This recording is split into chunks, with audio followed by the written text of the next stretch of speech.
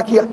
یہ وہ فضیلت ہے جو امام علی کو بھی نہیں ملی، امام حسن کو بھی نہیں ملی، امام حسین کو بھی نہیں ملی، کسی امام کو نہیں ملی، صرف امام رضا کو ملی۔ وہ کیا ہے فضیلت؟ امام رضا کے نام کا سکہ چلا،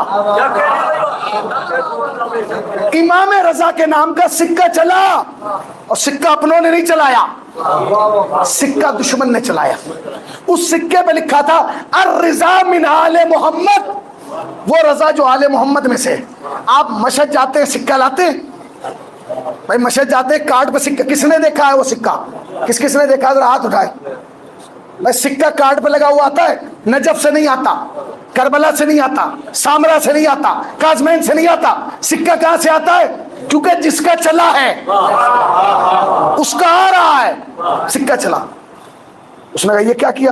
اس نے کہا آپ کوئی مانے گا ہی نہیں، حکومت ہماری ہے، کرنسی ان کی ہے۔ بھائی پہلا کام تو، اچھا آپ سے بہتر کون جانتا ہے کہ کرنسی کا چلانا کتنا سخت ہے؟ بہت سخت ہے نا۔ پہلے اپنی روکو پھر ان کی چلاؤ۔ کہاں دیکھیں ایک سکہ جیب میں لے کے گھوم رہے ہیں، انہوں نے نکال کے دکھایا ہے، ٹھیک ہے نا، اللہ انہیں اچھا رکھے۔ پھر سنیے کیا کہا؟ سکہ کہا بھائی اب تو ہاں یہ تو تم نے بڑا کام کر دیا، امام رضا کا سکہ، اب تو کوئی یقین ہی نہیں کرے گا نا کہ بادشاہ امام کا دشمن ہے۔ اس نے کہا اب کیا کروں؟ اس نے کہا ذرا جاؤ مارکیٹ میں گھوم کے آؤ، شہر میں پتہ کرو کیا حالات ہیں اس سکہ چلنے کے بعد۔ فضل بن ربی گیا، 3 دن کے بعد آیا، منہ لٹکا کے بیٹھ گیا۔ تو اس نے کہا بتا کیا ہوا، کچھ بول۔ کوئی مر گیا، کیا ہوا؟ کہ حضور بہت غلط ہوا۔ تجھے کیا دیکھنے میں نے بھیجا تھا، کیا دیکھ کیا ہے؟ کہ آپ نے ہی تو کہا تھا یہ دیکھ کے آؤں سکہ چلنے کے بعد مارکیٹ میں حالات کیا ہیں۔ کہا وہی دیکھ کے آؤں۔ کیا سب ختم ہو گیا، ہمارا تو کہانی ختم ہو گئی۔ کہنے کیا مطلب؟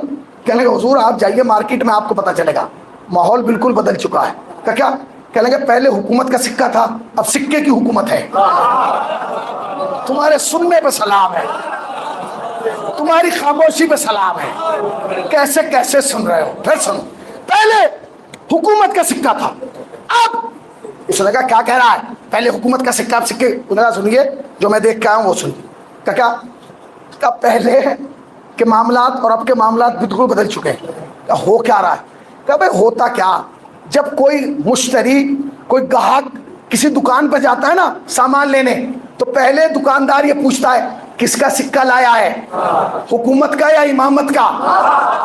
آئے ہائے آئے ہائے، حکومت کا سکہ۔ ابھی تک آپ نے وہاں آ کے بھی سنا جہاں سننا تھا، مگر میں لے کے جاؤں گا وہاں تک، ٹھیک ہے نا۔ حکومت کا کیا امامت کا؟ اگر وہ کہتا ہے حکومت کا لایا ہوں تو اس کے تاثر یہ ہوتے ہیں لا دے گلے میں ڈالتا ہے، اور اگر وہ کہہ دیتا ہے امامت والا تو کہتا ہے رک جا وضو کر کے آ رہا ہوں۔ پھر دونوں ہاتھ پھیلا کے سکہ لیتا ہے، سکہ لے کے گھر جاتا ہے، بیوی سے کہتا ہے جہاں قرآن رکھا ہے وہاں رکھنا، اس لیے کہ جب تک یہ سکہ تیرے گھر میں رہے گا گھر سے برکت جائے گی نہیں، گھر میں نعوست آئے گی نہیں۔ سلام برابر محمد وہاں۔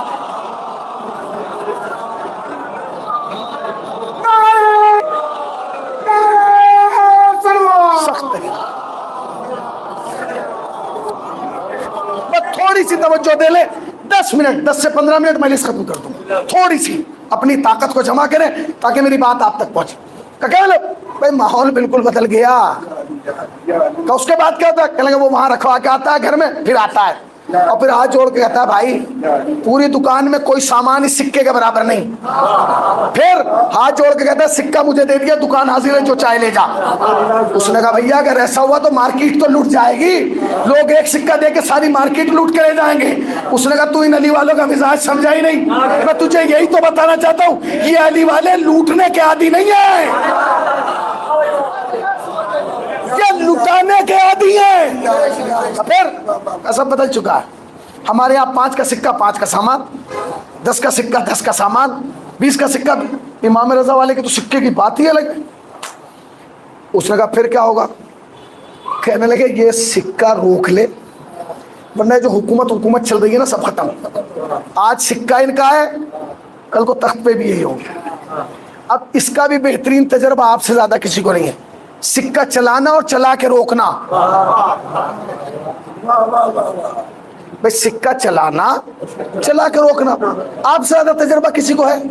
پہلے تو سکہ چلانا بہت مشکل, پھر چلا ہوا سکہ کچھ دنوں کے بعد, اب جو نہیں سمجھا وہ پڑوسی سے پوچھ لے کہ حسین کیا کہہ رہا ہے, ٹھیک ہے نا. سکہ چلانا مشکل, پھر سکہ چلا کے روکنا اور مشکل. اس نے کہا سکہ روکو. اس نے کہا یہ نہیں رکتا, چل گیا. اس نے کہا روکو, اگر یہ سکہ نہ رکا حکومت برباد, ختم, تباہ ہو جائے گا, تو تیرا کوئی نام لیوا نہیں ہوگا, اس لیے کہ جس کا سکہ اس کی حکومت. اس نے کہا میں نے پروگرام بنا لیا, 1 دن میں سکہ روک دوں گا, 1 دن میں سارے سکے واپس. اس نے کہا کیسے؟ کہنے کہ میں پروگرام بتا رہا ہوں. کہ کیا؟ کہ پوری حکومت میں اعلان کر دے, جو رضا کا 1 لائے گا حکومت کے 10 لے جائے گا, جو رضا کا 1 لائے گا حکومت کے 10 لے جائے گا, جو رضا کا 1 لائے گا حکومت کے 10 لے جائے گا.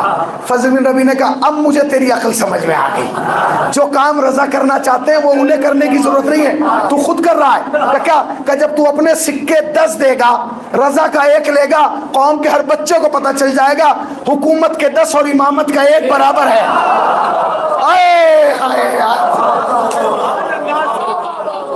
حکومت کے 10 اور امامت کا 1 برابر ہے. ایسے نہیں, کچھ اور پروگرام بنا. اس نے کہا مال زیادہ دیں گے, 5 میں 100 کا سامان دیں گے, لے لو. تو لوگ کیا کریں گے؟ لوگ مال کے لالچ میں آ جائیں گے, سامان زیادہ مل رہا. اس نے کہا ہوش میں آ, یہ دروازہ وہ ہے جس کے نوکر ابو ذر ہیں. اس نے کہا پھر کچھ سمجھ میں نہیں آ کیسے سکہ. اچھا یاد رکھیے گا, یہ تاریخ کی بدقسمتی رہی ہے کہ جتنے بھی بادشاہ گزرے ہیں وہ کم عقل والے رہے, کم چالاک رہے. وزیر زیادہ رہا ہے, وزیر چالاک. میں چالاک کہہ رہا ہوں, عقل مند نہیں کہہ رہا ہوں, اس لیے کہ عقل ہوتی وہاں ہے جہاں علی ہو. جہاں علی نہیں ہوتا وہاں عقل نہیں ہوتی. دلیل تو 9 لاکھ چالاک تھے, عقل والے نہیں تھے. 1 تھا وہی نکل کے ادھر آ گیا, 1 تھا وہی نکل کے ادھر آ گیا. اس نے کہا سکہ روک. اس نے کہا روک لیتے, کوئی بات نہیں, سکہ روکیں. کیسے روکیں گے؟ اس نے کہا میں اعلان کرتا ہوں, آج ہے 11 تاریخ, 12, 13, 14, 3 دن کا ٹائم دے دو. 14 تاریخ تک سب سکے جمع کر دیں, ورنہ اگر 14 تاریخ کے بعد کسی کے پاس سے بھی 1 سکہ مل گیا, پرسش نہیں ہوگی, پوچھ تاچھ نہیں ہوگی, سیدھی گردن مار دوں گا. کوئی پرسن, ختم, کہانی ختم. لوگ جان کے خوف سے لا دیں گے. اس نے کہا ٹھیک ہے. کہ حضور سکے کہاں جمع کریں؟ بینک تھوڑی ہے کہ وہاں جا کے جمع کریں.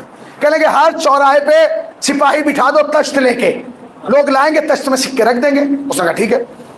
پہلی تاریخ آئی 12, سپاہی تشت لے کے گئے, شام ہو گئی. فضل بن ربیع بادشاہ کے پاس آیا. بادشاہ نے پوچھا سکے آئے؟ اس نے کہا حضور تشت آئے, سپاہی آئے, سکے نہیں آئے. اس نے کہا 2 دن ہیں, کوئی بات نہیں. اگلا دن ہوا, سورج نکلا, سپاہی پھر گئے, شام ہوئی, سپاہی پھر واپس آئے. پھر پوچھا فضل بن ربیع سے سکے آئے؟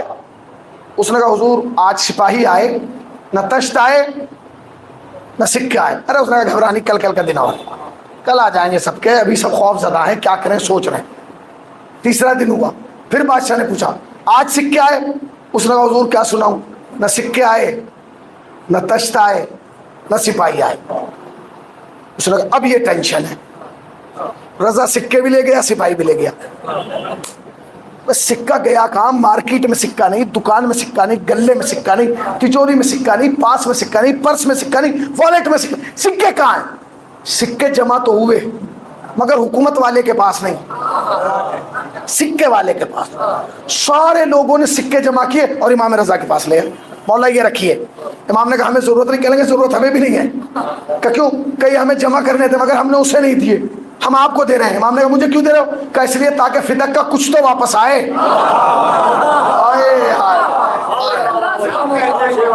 فدق کا کچھ تو واپس آئے, کم سے کم کچھ تو ملے. امام نے کہا تم سکے کیوں لایا؟ اس نے کہا حضور مسئلہ یہ ہے, کل ہے آخری دن, آج آخری, کل کے بعد جس کے دکان سے, جس کے مکان سے, جس کے پاس سے سکہ مل گیا گردن مار دے گا بغیر پوچھے تاچھے. امام نے کہا اچھا. امام کھڑے ہوئے, میری طرف دیکھیے گا جوان. امام کھڑے ہوئے, امام کی کمر پہ ایک پٹکا بندھا ہوا تھا, پٹکا سمجھتے ہیں؟ پرانے زمانے میں آج بھی ہمارے بزرگ علماء کمر پہ ایک پٹکا باندھ لیتے، کپڑا ہرے رنگ کا. امام نے وہ پٹکا کھولا، زمین پہ بیٹھے، خنجر نکالا، اپنے خنجر سے اس پٹکے کی کترے بنائی اور ساری کترے بنا کے امام نے ایک طرف رکھی. ساری کترے بنا کے امام نے ایک طرف رکھی اور امام زمین پہ بیٹھ گئے. ایک گھٹنا زمین پہ رکھا، ایک گھٹنا اٹھایا، کتر اٹھائی امام نے، یہاں سکہ اٹھا کے کتر میں رکھا، گرا باندھ دی. امام ایک ایک سکہ اٹھاتے رہے، کتر میں باندھتے رہے، رکھتے رہے. جب سارے سکے کتر میں بن گئے، امام منبر پہ گئے اور جا کے آواز دینا شروع کی، فلاں ابن فلاں سکہ لے جا، فلاں ابن فلاں سکہ لے جا، فلاں ابن فلاں سکہ لے جا، فلاں ابن فلاں سکہ لے جا. جس کے سامنے ابن فلاں نہیں آیا سکہ نہیں ملا.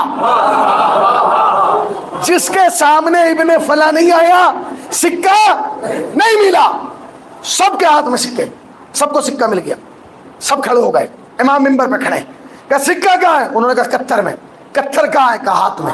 اب جو ہاتھ اٹھایا سکہ مٹھی میں، کتر باہر. اب سب کتر لیے. امام نے کہا سب کے پاس سکہ ہے؟ انہوں نے کہا ہاں. ایک صاحب آگے بڑھے، بھولا شیعہ، سیدھا شیعہ، امام کے پاس آ کے لگا، مولا کتر میں تو باندھ دیا، اب یہ بتائیے اسے دفنائیں، گاڑیں، پانی میں بہائیں، دریا میں ڈبائیں، کیا کریں؟ امام نے کہا کچھ نہ کرو، اس کو لے جا کے سیدھے ہاتھ پہ باندھ لو، سیدھے ہاتھ پہ باندھ لو. اس نے کہا مولا شاید آپ نے غور سے نہیں سنا، کل کے بعد آج کے بعد دکان سے ملا تو مرا، پرس سے ملا تو مارا گیا، گھر سے ملا تو مارا گیا، تجوری میں ملا تو مارا گیا، والیٹ میں ملا تو مارا گیا. آپ کہہ رہے ہیں اللہ اعلان باندھ لوں، سب کے سامنے باندھ لوں.